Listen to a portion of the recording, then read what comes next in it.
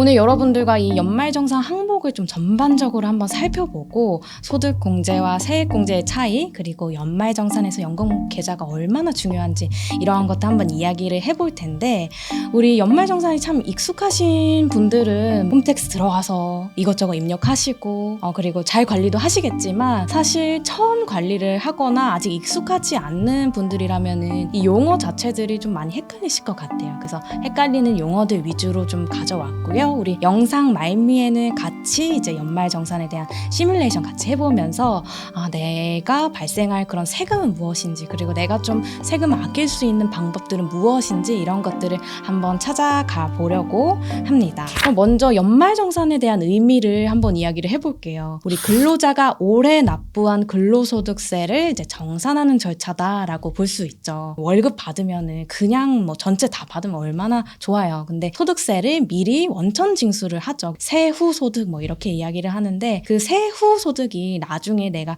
최종적으로 소득세액이 그것보다 더 많이 낸 경우에는 세금을 돌려주고, 적게 낸 경우에는 이제 추가 납입하는 그러한 것들, 우리 연말정산 세금들을 한번 정리해보고 간다, 이런 것들을 이제 최종 연말정산이라고 하는데, 그럼 이 연말정산 소득세 어떻게 계산하나요? 라고 보았을 때 이 과세 표준을 좀 참고를 해보시면 됩니다. 예를 들어서 여러분들이 연봉이 4천만 원이다 라고 가정을 해본다면은 세율이 여기 15%인 구간에 들어가겠죠. 이제 15%를 적용을 해서 여기 예시를 본다면, 그럼 총 84만 원에 15% 곱하기 하면 474만 원이 여러분들이 내셔야 하는 그런 세금이다. 그래서 이런 과세 표준을 통해서 여러분들이 얼마나 세금을 납입하셔야 되는지 확인을 할 수 있다라고 보실 수 있습니다. 그리고 우리 연말정산할 때 좀 가장 많이 헷갈리는 것, 소득공제, 세액공제 이런 것들이 있잖아요. 이 용어에 대해서 한번 살펴보자면, 먼저 소득공제는 과세 표준을 줄이는 방법입니다. 우리 앞에 표에서 다시 한번 보자면, 여러분의 연봉이 4천만 원인데 거기서 1천만 원의 소득공제를 한다면 3천만 원 분에 대한 세율을 곱해서 최종 이제 세액이 발생이 되겠죠. 즉 이제 과세 표준 자체를 깎는 형태다. 그러면 예를 들어서 8,900만 원의 총 소득자이다. 그러면은 이 세율을 한꺼번에 이렇게 올라가다 보니까 좀 줄여야 된다, 이렇게 생각을 하실 수가 있겠죠. 그래서 이 과세 표준을 기준으로 좀 삼을 수 있는데 이 구간 자체를 좀 줄이는 작업이다라고 생각을 해주시는 게 소득공제예요. 그러면 세액공제는 무엇이냐? 이 산출된 세금에서 일정 금액을 직접 차감하는 형태다. 우리 앞에 표에서 다시 보면은 여기 예시에서 4천만 원인 경우에서 474만 원의 세금이 딱 나왔잖아요. 그럼 이 세금을 줄이는 형태입니다. 소득공제는 4천만 원 자체를 줄이는 형태, 세액공제는 이 474만 원이라는 확정된 금액에서 줄이는 형태다라고 볼 수 있어요. 같이 관리하면은 좋은데 이렇게 왜 소득공제랑 세액공제 따로 해놨을까? 이런 의문이 드실 수 있을 것 같은데요. 우리 세금 부담의 균형 유지를 하기 위해서입니다. 소득공제는 고소득자의 세금을 줄여서 이제 경제활동을 장려하기 위함이고요. 세액공제는 저소득자도 일정 수준 이상의 혜택을 받을 수 있도록 설계. 예를 들어서 우리 1,400만 원 이하 6%의 세율을 가진 사람들은 이 소득공제 효과를 아무리 올린다고 해도 큰 효과를 보지는 못하니까 이제 세액공제를 통해서 조금 더 혜택을 받을 수 있도록 이제 설계가 되어 있는 거잖아요. 그래서 두 가지의 좀 분리가 다르게 되어 있다. 그리고 크게 어려운 거 없습니다. 우리 소득공제는 다시 한번 정리하면 이 4천만 원 자체를 좀 깎아주는 형태, 그리고 세액공제는 나와 있는 산출세액에서 이 세금을 깎아주는 형태다. 이렇게 용어를 보실 수 있을 것 같아요. 그러면 전반적인 큰 용어들을 한번 해결해 봤으니 연말정산의 흐름에 대해서 한번 보겠습니다. 여러분들의 총급여 를 5천만 원이다 라고 가정을 한다면, 거기서 근로소득공제, 그러니까 소득공제를 해줍니다. 인적공제, 나에 대한 인적공제, 그리고 연금보험료, 그리고 특별소득공제, 그 밖에 소득공제 여러 가지 항목들이 있죠. 우리 신용카드, 체크카드, 그리고 건강보험료, 국민연금 낸 거 등등등 여러 가지 소득공제를 쫙 시켜주고, 거기서 이제 종합소득 과세표준에 여러분들을 넣는 거죠. 과세표준 5천만 5천만 원에서 이 인적공제 플러스 연금보험료, 소득공제 뭐 등등 이 모든 것들을 합산을 했더니 1,000만 원이 깎아지더라. 그러면 5천만 원에서 4천만 원으로 내려간 거고 4천만 원에서 그 기본 세율을 그럼 곱하게 되면 15%가 되겠죠. 그래서 15%에서 산출세액이 짜잔 하고 나오면 거기서 세액공제 여러 가지 혜택들을 우리 연금계좌 그리고 뭐 월세 등등 세액공제를 딱 받으시고 최종 결정세액이 정해지는데 결정세액이 예를 들어서 100만 원인데 여러분들이 이미 월급 받으실 때 원청 징수를 할 때 냈던 소득세가 예를 들어서 130만 원이다 라고 한다면 여러분들은 30만 원을 돌려받을 수 있는 그러한 것들이 이제 연말정산의 총 흐름이에요. 그러면 소득공제부터 우리 간략하게 어떤 항목들이 있는지 한 번 더 다시 살펴볼게요. 우리 총급여 아까 뭐 5천만 원이라고 하면은 5천만 원에서 여러분들의 인적 공제, 본인 150만 원을 공제시켜줍니다. 국민연금 냈던 거, 건강보험료 냈던 거, 여러분들 뭐 주택 구입하셨으면 이자 상환했던 것들, 그러한 것들을 전체적으로 이제 소득공제를 해주고 그 밖에 소득공제를 한번 봤더니 이제 여기에 개인연금 저축이라고 있어요. 연금저축은 세액공제 된다고 했던 것 같은데 소득공제도 항목이 있네요. 뭐 이렇게 생각하실 수 있는데 2000년도 이전 가입자만 이제 가능한 상품이었습니다. 그 상품을 가입하셨던 분들은 뭐 소득공제가 가능하고요. 그리고 우리 청약 저축도 많이 가입을 하시는데 총 급여 7천만 원 이하이신 분들에게만 이제 청약 종합저축에 납입한 금액 40%를 공제를 해준다. 뭐 그러한 것들이 있습니다. 그래서 이런 식으로 소득공제가 되는구나 여러분들이 간략하게 한번 살펴보실 수가 있고 이 소득공제 금액은 근데 연 2,500만 원 한도를 가지고 있다는 정보도 여러분이 아시면 도움이 되실 것 같습니다. 또 우리 소득공제에서 가장 많이 이용되는 게 이제 신용카드와 체크카드가 있는데 우리 신용카드, 체크카드 사용하시는 거 총 급여액이 7천만 원 이하의 연봉이시라면은 한도는 300만 원까지 가능하고요. 7천만 원 초과이신 경우에는 250만 원까지의 한도가 가능합니다. 그리고 오른쪽에서 한번 볼게요. 내용이 신용카드, 직불카드, 선불카드, 현금영수증 사용액의 합계액 중 총 급여액의 25%를 초과하는 금액은 뭐뭐뭐 소득공제 이렇게 되어 있는데 이러면은 조금 머리 아프잖아요. 그래서 예시를 보면 쉬워집니다. 우리 총 급여액이 만약 4천만 원이라면 여기 25% 초과하는 금액만 소득공제라고 볼 수 있잖아요. 그러면 25% 곱하기 하면 1,000만 원, 즉 1,000만 원까지 사용을 아무리 하셔도 소득공제 되지 않는다. 그 이상만 가능한데 만약에 그 이상 중에서 신용카드를 사용한 부분은 15%고 현금영수증을 사용했으면 30%고 그 총 한도는 이제 300만 원까지다라는 것들 좀 요걸 형태로 정리를 하실 수가 있을 것 같아요. 이번에는 이제 세액공제예요. 여러분들 이렇게 방금 소득공제로 쭉쭉쭉 계산을 해서 나왔던 것들 기본 세율 곱해서 산출세액이 나왔다고 합시다. 뭐 300만 원 이렇게 여러분들 내셔야 되는 세금이 정해졌다라고 합시다. 그럼 거기서 이 300만 원을 좀 더 깎아볼 수 있는 것들이 없을까? 그게 바로 세액공제라고 말씀드렸어요. 세액공제 항목에서는 이제 근로소득세 세액공제도 있고 그리고 중소기업에 근무를 하신다면은 중소기업 소득세 감면제도 자녀, 그리고 우리 오늘 이야기해볼 연금, 그리고 특별 세액공제, 의료비나 교육비 여러분들 뭐 기부하셨거나 그리고 보험료 냈던 것들 그런 것들 세액 퍼센테이지로 이제 공제가 되는 거고 그리고 뭐 월세 납입했던 것들 그런 것들 일부 공제를 해준다.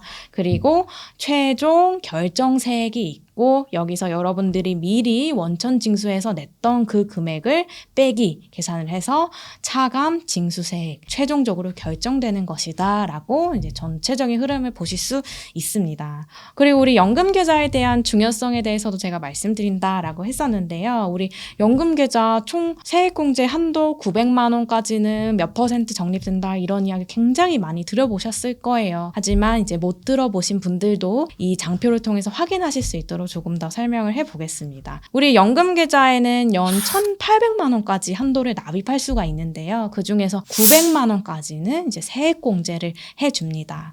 연소득이 5,500만 원 이하이시라면은 이제 최대 148만 원 정도를 이제 세액 공제 해드리고요. 5,500만 원 초과이시라면은 118만 원 정도까지 이제 세액 공제를 해드립니다.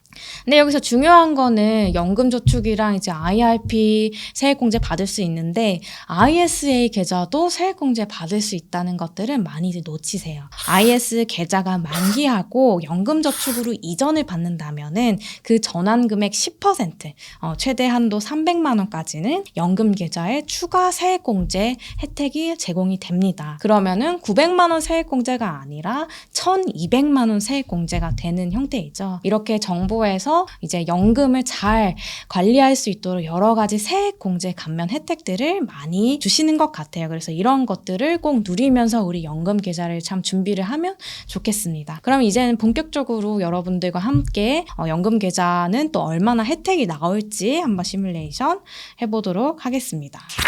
네, 그럼 이어서 우리 시뮬레이션 한번 계산을 해볼게요. 여기 붉은색 박스만 입력하시면 돼서 자동으로 나머지는 다 계산이 됩니다. 급여 입력하시고 기납부 소득세액 여러분들이 한번 급여 명세서를 열어보시고 소득세 얼마나 가져가시는지 한 달쯤 한번 열어보세요. 그리고 곱하기 12 하면 되니까 한번 그렇게 열어보시면 좋을 것 같은데 총 급여 저도 한번 입력을 해볼게요. 제 급여는 아니고요. 우리 5천만 원 예상으로 5천만 원 넣었고요. 그리고 기납부 소득세액은 제가 모르니까 모르실 경우 공란으로 비워두겠습니다. 그리고 우측으로 넘어와서 이제 제가 아까 말씀드린 소득공제 항목이 보여요. 이제 5천만 원에서 그 공제 자체, 이 연봉 자체를 깎는 형태, 우리 표준, 과세표준 기억나시죠? 거기서 깎는 형태라고 볼 수 있는데 먼저 본인 기본 150만 원을 이제 깎아줍니다. 그리고 배우자 있으시면은 선택해서 있음 클릭하시면 되고요. 없음 클릭하시면 됩니다.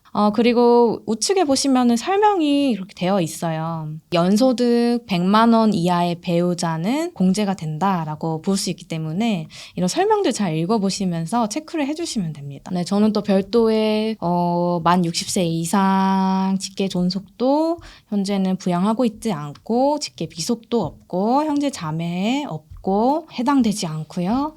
그리고 추가 공제에서 이제 여기에서도 다 해당되지 않아서 작성하지 않고 이제 넘어가도록 하겠습니다. 그리고 여러분들 전세를 거주 중이시다라고 하면은 상환액을 여기에 또 작성을 해주시면 되고요. 청약저축 이번 연도에 100만 원 만약 납입을 하셨다. 100만 원. 그리고 주택을 구입하셨다라고 하면은 여기서 이자 상환액. 예를 들어서 여러분들이 주택을 구입하시고 월에 100만 원씩 이자를 상환한다라고 할 경우에 1,200만 원. 여기 이미 설정이 되어 있는데 여기 이 상태에 따라서 그 소득공제 되는 형태가 다르기 때문에 여기서 이제 클릭을 하나씩 해주시면 됩니다. 저는 2012년 이후 있고 요 고정금리이면서 원리금 상환 30년 이상으로 한번 세팅을 해볼게요. 그리고 넘어와서 우리 2000년 이전에 가입한 개인연금 저는 없고요. 그리고 소기업 공제부금 없고요. 벤처기업 투자한 거 없고요. 투자조합 출자 뭐 이런 것도 없습니다. 그리고 신용카드 제가 작년 기준으로 한번 살펴봤더니 한 2천만 원 정도 사용을 하더라.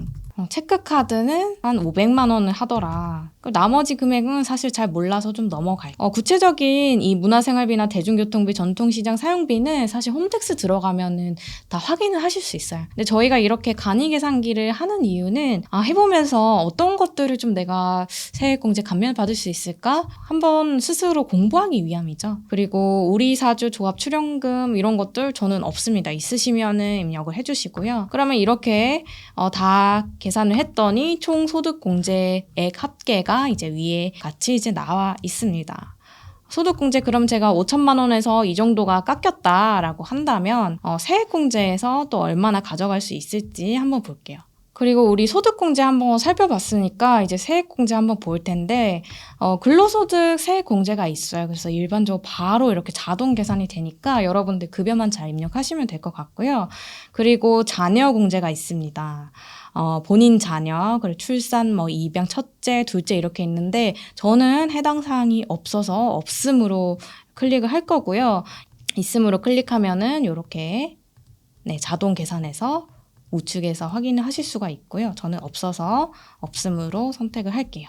그리고 보험료 같은 경우에는 저는 작년 기준으로 봤을 때는 한 200만 원 정도 납부를 한 것 같더라고요. 그리고 해당 사항 없어서 이것도 넘어가고 의료비는 저는 해당이 없어요. 건강해가지고 없습니다.